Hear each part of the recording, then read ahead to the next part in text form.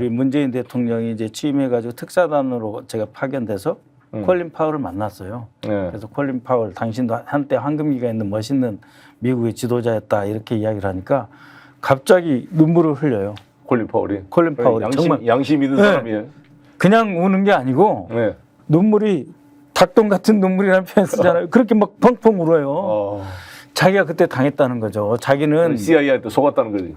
속았다는 겁니다. 자기가 국무장관으로 가가지고 유엔 안전보장, 유엔 시큐리티 카운슬 안보리에서 안전보장 이사회에서 전 세계를 향해서 자기가 사담 후세인이 핵무기를 개발하고 스모킹건이 발견됐다 했는데 자기가 돌아보니까 한낱 자기는 어떻게 보면은 정말 꼭두각시 아닌 어릿광대가 됐다. 그때만 생각하면 라이스 당시 그 국가안보보좌관이 그렇게 밉다. 라이스를 자기는 믿었다는 거예요.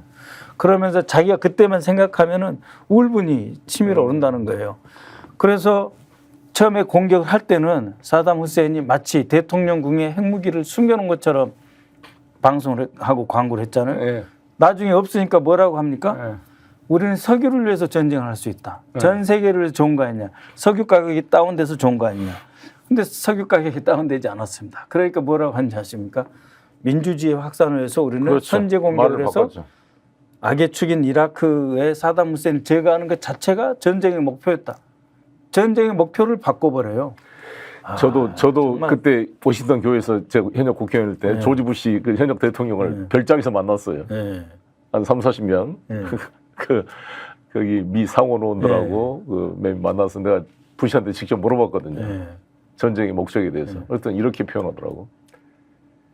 민주당이 자기들을 비판하지만 이 석유가 이 테러리스트의 그룹에 넘어가는 것을 우리가 미연에 막은 것이다. 그러니까요. 이렇게 이제 그게 원래 계획이 아니었잖아요. WMD에서 계속 목표가 3번 바뀝니다. 처음에는 이제 대량 파괴 무기를 막으려 했다.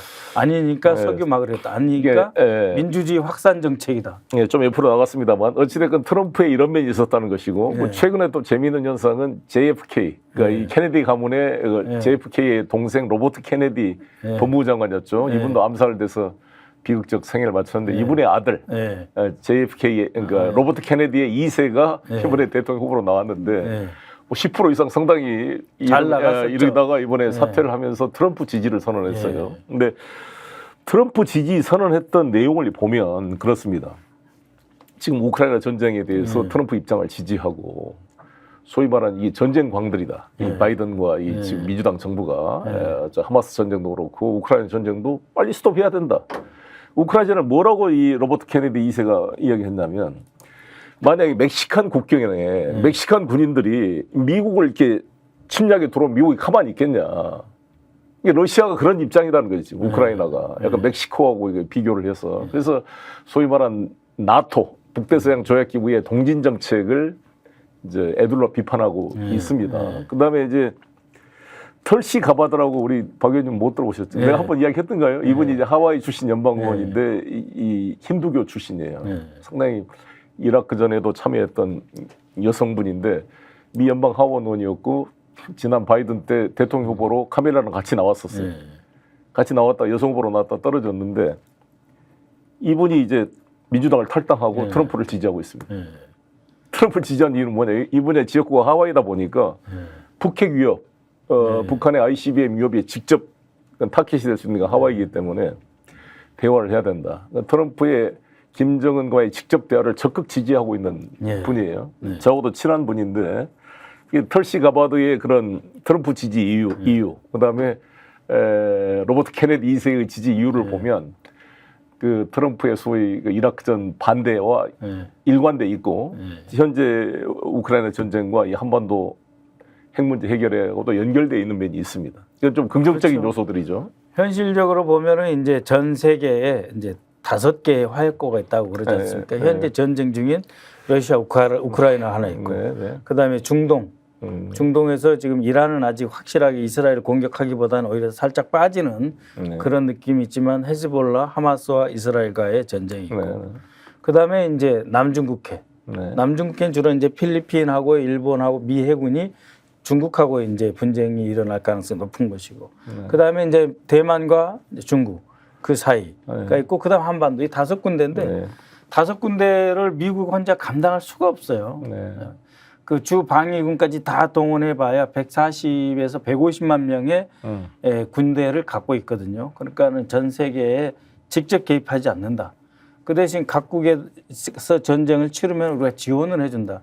그럼으로써 러시아와 중국을 봉쇄해서 결국은 전쟁에 빠져 들어가는 러시아와 중국의 국력을 쇠락시켜서 우리한테 헤게모니, 패권적인 도전 세력이 되지 않도록 하겠다라고 하는 것이기 때문에 전체적으로 평화지향적 정책 노선이 지금 약화되고 있는 추세. 그런 추세에서 이제 전쟁을 종식하자고 하는 정치인들이 트럼프에 가 있다고 하는 것은 상당히 어떻게 보면은 역설적이고 좀 아이러니한 측면은 있습니다. 그런데 아무튼 카멜라 해리스도 사실 바이든에 비해서는 약간 좀 더 이 한반도 문제에 대해서 좀 이 유연성이 있는 것 같습니다. 이게 선제 타격을 반대하고 있고 어찌됐건 북핵 문제 해결에 대한 인식이 좀 더 좀 나은 것 같아요. 이제 김태효가 뭐 자기가 가르치겠다고 막 그런 건방진 소리를 했는데 김태효가 뭘 가르칠지 모르겠습니다만. 김태효 친일 밀정이라고 그래도 반박 한번 못해요. 나 이런 사람 처음 봤어요. 김태효가 얼마나 웃기냐면요. 여기서 말하는 김태효라는 사람은 윤석열 대통령이 아주 좋아하는 검사의 아들로서 이명박 정부 때 이명박 비핵 개방 3선을 주도했던 사람이고 지금 대통령실 안보실에 이제 1차장입니다. 안보실 1차장으로 사실상 이 또 윤석열 정권의 대북 정책을 총괄하고 있는 친구죠. 김태효 차장이 다 한다고 봐야 돼요. 왜냐하면은 아주 이제 외교장관은 중국만 합니다. 그다음에 지난번에 있었던 안보실장 장호진은 러시아만 해요. 그리고 이제 그 조태용 국정원장은 그냥 국정원장에 만족하는 분이에요. 그러니까는 북한 문제하고 미국 문제, 일본 문제는 김태효 혼자 다 하는데 이 사람이 정말. 이제 뭐 미국의 정책을 좌지우지하고 무슨 뭐 조언을 하겠다고 하는데 말이 안 되죠. 안심한 소리고 일단은 이제 이야기를 지금 시청자 여러분 저희가 오늘 박선원 의원님을 모시고 미국 대선 이야기를 쭉 한번 돌이켜봤습니다. 미국 대통령 후보가 누가 되든지 우리 한반도 우리 대한민국 중심으로 그걸 잘 활용을 해야 될 것입니다. 어느가 좋다 뭐 양쪽 다 그 불온을 표시할 필요는 없죠. 양쪽 다 똑같습니다. 장점이 있고 단점이 있기 때문에 뭐 우리가 대한민국 민주당 쪽에서는 뭐 미국 민주당이 좋다 그런 것도 아니에요 사실은. 어쨌든 그러니까 다 자국의 이익을 중심으로 민주당 공화당이 하기 때문에 우리 대한민국도 대한민국 중심으로 해야죠. 우리가 미국의 무슨 식민지나 속국이 아닌 이상 미국은 우리의 동맹이기는 하지만 우리가 이해관계가 부딪힐 때도 많잖아요. 방위비 분담 문제라든지 그렇지 않습니까? 또 여러 가지로 이 반도체 공장을 뺏어가는 문제라든지 그다음에 뭐 인플레이션 법 같은 여러 가지 관세 문제에서 우리가 미국과 이해가 부딪히는 면이 많습니다.